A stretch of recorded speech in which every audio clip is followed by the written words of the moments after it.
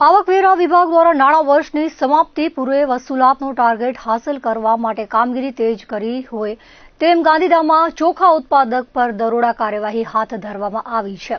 મોટી રકમની કરચોરી ખુલવાની આશંકા વ્યક્ત કરવામાં આવી રહી છે. ઇન્કમટેક્સના માહિતગાર સૂત્રોએ જણાવ્યું હતું કે મુંબઈમાં આવકવેરા વિભાગે પાડેલા દરોડાનું કનેક્શન ગાંધીધામમાં નીકળ્યું હતું અને તેના આધારે રાજકોટની કચેરીને એલર્ટ કરીને તપાસ કાર્યવાહીમાં સામેલ થવા કહેવામાં આવ્યું હતું. ગાંધીધામમાં સુબેલ બાસમતી રાઈસ નામની બ્રાન્ડ કંપનીને નિશાન બનાવવામાં આવી છે. મુંબઈ તેમજ રાજકોટના અધિકારીઓ દ્વારા સંયુક્ત તપાસ હાથ ધરવામાં આવી છે. તપાસનો રિપોર્ટ મુંબઈ તંત્રને જ સોંપવામાં આવશે.